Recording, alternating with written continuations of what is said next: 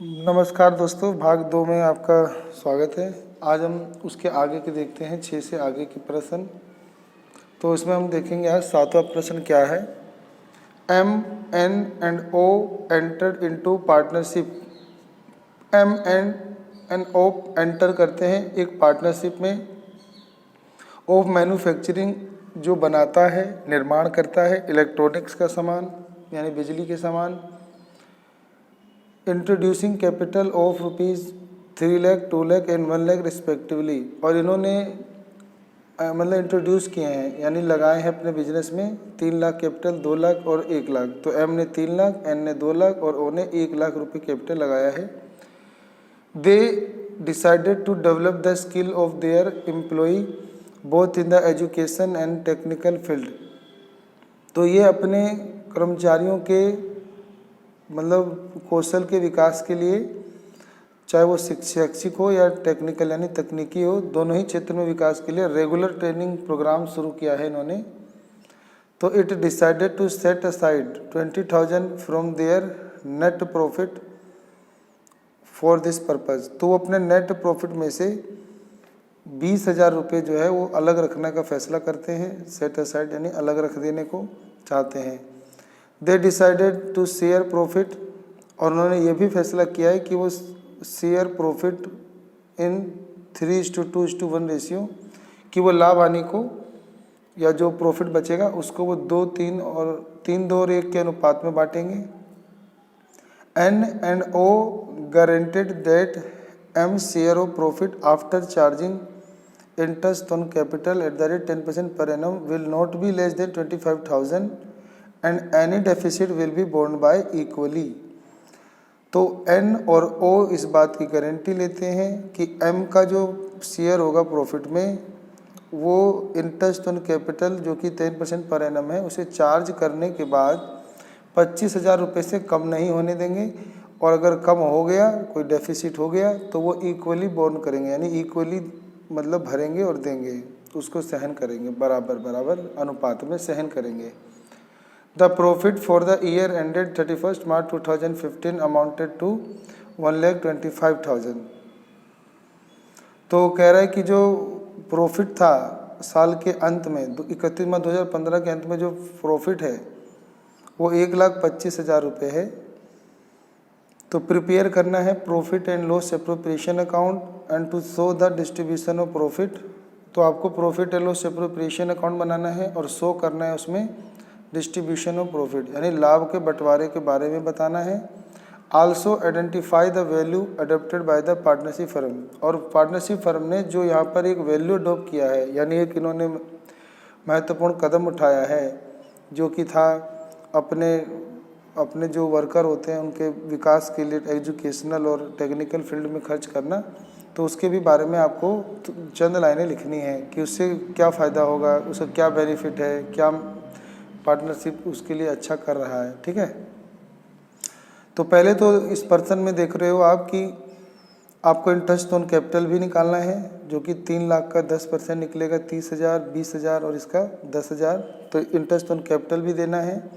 और उसने बोला था कि इस साल का जो अंत है उसमें लाभ 1,25,000 है, तो इसमें से 20,000 रुपये अलग भी रखने हैं, जो कि है आपका ट्रेनिंग वगैरह के लिए अलग रखने हैं।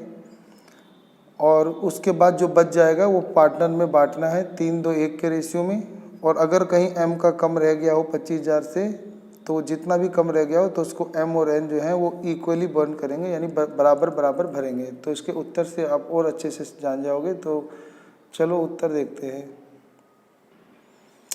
तो profit and loss appropriation account लिखा जाता है, उसके नीचे आपको डेट लिखना होता है कि for the year ended. Person में जो भी आपको तारीख दी होगी, लास्ट डेट लिखते हैं अकाउंटिंग ईयर का, जो कि 31 मार्च 2015 था। इस side debit side, the credit side, बीच में मोटी लाइन। और इसके 2 पार्ट होते हैं, एक पर्टिकुलर रुपीज़, पर्टिकुलर रुपीज़। तो पर्टिकुलर में आपको यहाँ पे क्या लिखना है और यहाँ पे क्या लिखना होता है। तो कंपनी क्या करती है, जब profit and loss appropriation account बनाती है तो अपना नेट प्रॉफिट जो होता है वो क्रेडिट साइड में लिखती है। अगर नेट लॉस होता तो डेबिट साइड में लिखती। तो लेकिन अभी नेट प्रॉफिट यहाँ आएगा। लेकिन क्योंकि पर्सन में ही बताया गया था कि पहले ही 20,000 रुपये आपको अलग रखना है, तो इसीलिए 1,25,000 तो था, उसमें से हम 20,000 रुपये कम कर देंगे और सीधा 1,05,000 रुपये यहाँ पे ट्रांसफ़र करेंगे। अब 1,05,000 में से इंटरेस्ट ऑन कैपिटल जो कि तीनों पार्टनर को देना था, 3 लाख का 10% 30,000, 2 लाख का 10% 20,000 और 1 लाख का 10% 10,000 देने पे 60,000 हो गया। तो 1,05,000 में से 60 घट जाएगा तो बचेगा 45,000। और अब जो वो 45,000 है वो पार्टनर में 3-2 और 1 के रेशियो में बांटा जाएगा। तो 3-2 के रेशियो में 1 के रेशियो में बांटने पे एम को मिलेंगे 22,500, एन को मिलेंगे 15,000 और ओ को मिलेंगे 7,500। लेकिन हमने एम को वचन दिया था, एम और एन और ओ ने मिलकर वचन दिया था कि हम आपका जो प्रॉफिट है उसकी गारंटी लेते हैं कि वो 25,000 से कम नहीं होगी। तो अब इसमें 25,000 से तो कम है, 25,000 में से घटाओगे तो आपको पता चल जाएगा कि इसको कितना कम मिला है। इसको 2,500 रुपये कम मिला है। तो 25,000 में से इसको घटाओगे तो 2,500 कम मिला है। तो 2,500 कम मिला है तो कौन देने को कहे थे कि एन और ओ देंगे और इक्वली देंगे। तो इसीलिए एन जो है 15,000 में से इतने रुपए दे देगा, यानी 2,500 का आधा 1,250 रुपये एन की कैपिटल में से कम करके इसमें जमा कर देंगे और ओ की कैपिटल में से भी कम करके इसमें जमा कर देंगे। तो एम के पूरे 25,000 हो जाएंगे और एन के और ओ के इतने इतने बच जाएंगे और इनका टोटल 45 ही आएगा। तो इस प्रकार से इन्होंने आपस में जो है ऐसे बांटेंगे पैसा। जिन्होंने गारंटी दी हुई थी तो वो पार्टनर में से पैसे घटा के जिसको गारंटी मिली थी पूरी देने की उसमें ऐड कर देंगे। ठीक है। Value practised by the partnership firm is 2। तो जो वैल्यू यहाँ पे दर्शाया गया है पार्टनरशिप फर्म के द्वारा, तो उसका उत्तर ये है कि develop skill of employ which enhance their moral and confidential level. तो जो कर्मचारियों के कौशल पे खर्च होगा वो उनके योग्यता बढ़ाएगा और उनके अंदर आत्मविश्वास जगाएगा, बढ़ाएगा। दूसरा कि help the employ to seek growth and better earning in the future. इससे ना जो कर्मचारी होंगे उनका अच्छा विकास होगा और वो भविष्य में और अच्छी अर्निंग यानी इनकम कमा सकेंगे। ठीक है। तो ये इसका उत्तर था। उम्मीद करता हूँ कि आपको समझ में आ गया होगा। अगला प्रश्न है कि state the provisions for section 39 of the company act 2013 relating to minimum subscription. तो जो आयोजन किया गया है कंपनी एक्ट 2013 के सेक्शन 39 में कि मिनिमम सब्सक्रिप्शन कितना होना चाहिए, तो उसके बारे में आपको बताना है।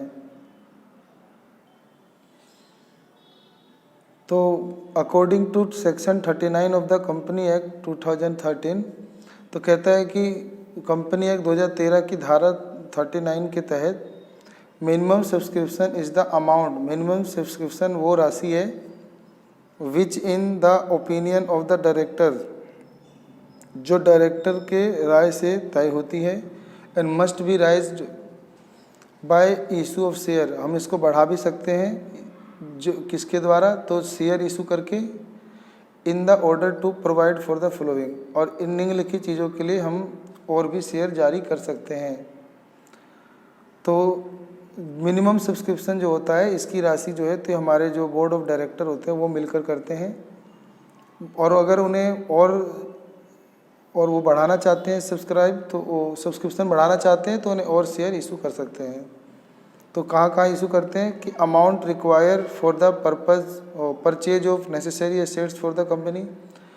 तो उन्हें मिनिमम सब्सक्रिप्शन की आवश्यकता होती है, जैसे कंपनी के लिए कोई क्या खरीदना हो, तो आपको कोई नेसेसरी एसेट्स खरीदना हो तो उसके अनुसार तय होगी मिनिमम सब्सक्रिप्शन कितना होना चाहिए।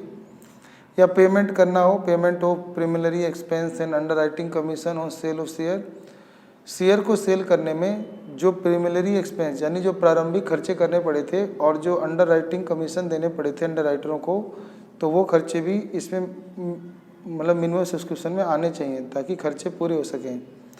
And payment of any loan if require for the above 2, तो ऊपर में से कोई दोनों को लोन हो गया हो तो लोन की पेमेंट भी कर सकें, उसके लिए इतना मिनिमम सब्सक्रिप्शन होना चाहिए। एंड वर्किंग कैपिटल वगैरह खरीदना हो, बेचना हो तो उसके लिए, और एनी अदर पर्पज़, और भी कोई पर्पज़ है तो उसके लिए मिनिमम सब्सक्रिप्शन की राशि बोर्ड ऑफ डायरेक्टर ही तय करते हैं। तो ये हो गया आपका उत्तर। तो अगले क्वेश्चन करने के लिए मिलते हैं अगली वीडियो में। आप सबका अपना कीमती समय देने के लिए बहुत बहुत धन्यवाद।